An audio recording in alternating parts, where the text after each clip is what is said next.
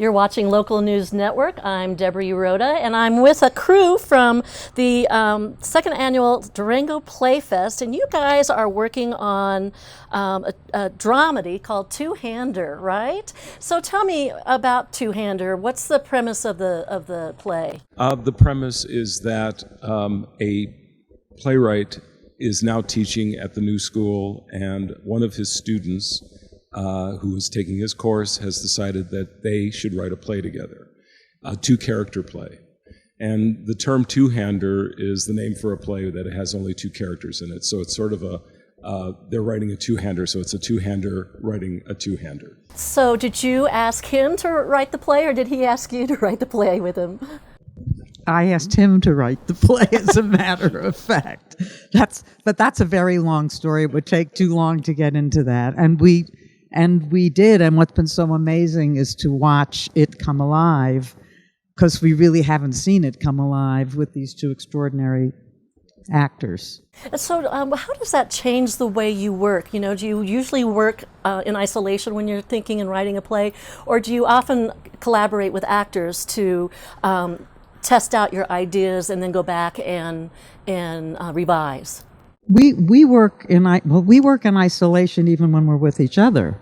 So we work in isolation, but we're together in this, and we don't have actors right away.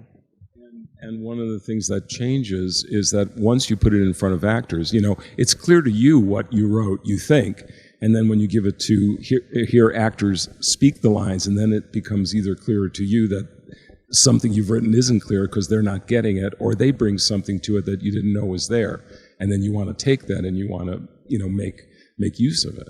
So when you came here, was the play virtually done and you're just fine-tuning it, or are you still... Well, yes. Well, we do you thought, want to answer that? Well, I just want to say, we thought it was done, and then we did the first reading, and we realized that there was a lot of work still to be done. And I think we've accomplished an extraordinary amount in a day. We've really turned the play on its ear a little bit. Oh, wow, that's fun. And part of it is because of these extraordinary actors. And Cheryl Caller, our director, who's just been amazing. Emily and Matt, I have a question for you. How does working with a new play affect your performance and your work, and how do you contribute to developing the play?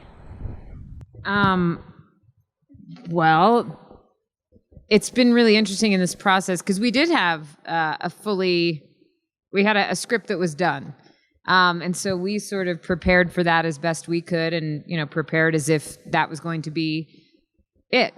So we try to make a lot of the connections that we need to make as actors. And then, as Lois was saying, we got in for that first day of rehearsal, and immediately our director, who has a great dramaturgical mind, kind of saw some of the things that weren't necessarily falling into place the way she thought Lois and Barry wanted them to.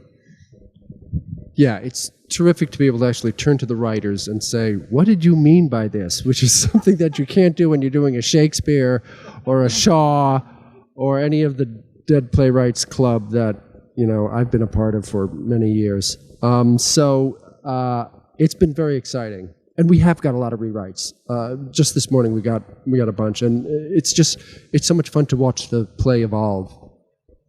And what do you guys like best about this whole process? I mean, it's very creative and very collaborative, which is always can be a lot of fun, or it could be hell-raising.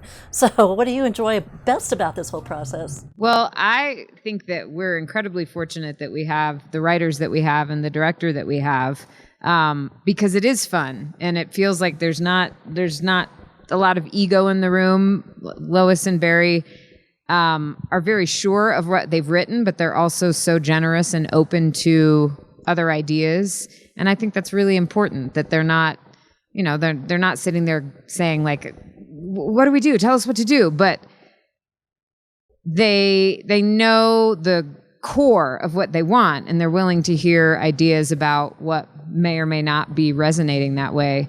And you don't always know as an actor if anyone cares what you think. So it's nice.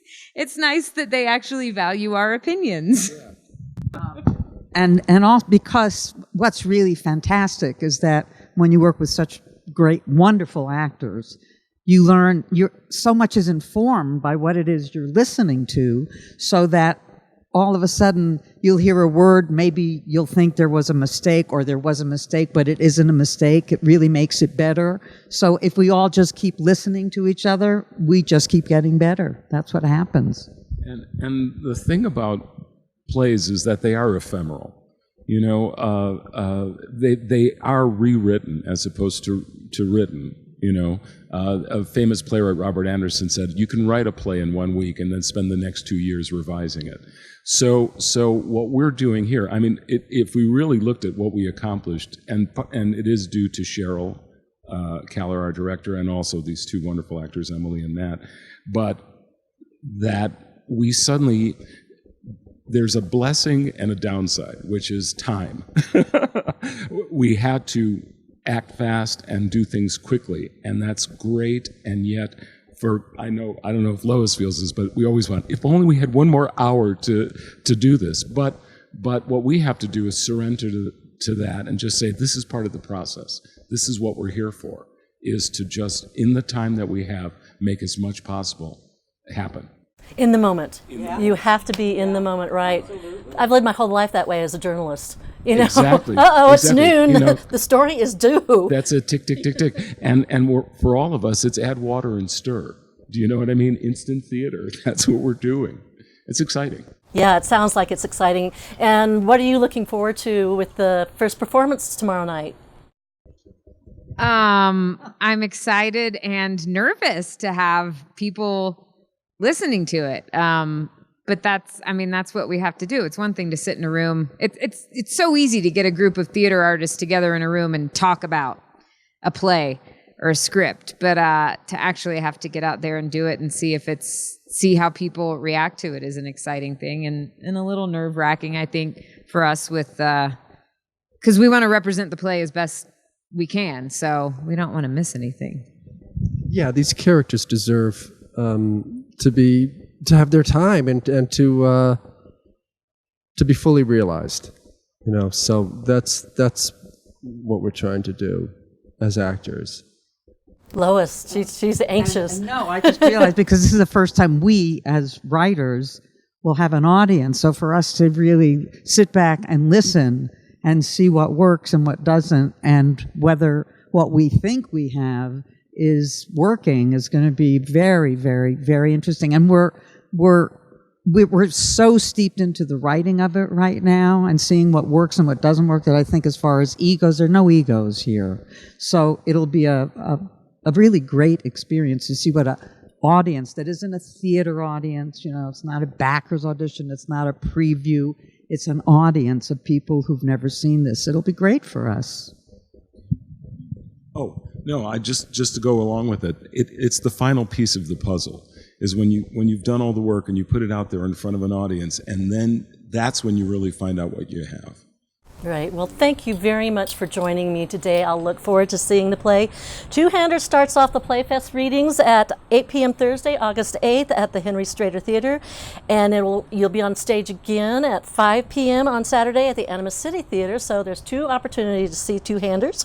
And in the meantime, if you'd like to see a list of the other featured plays and performances, just go to durangoplayfest.org.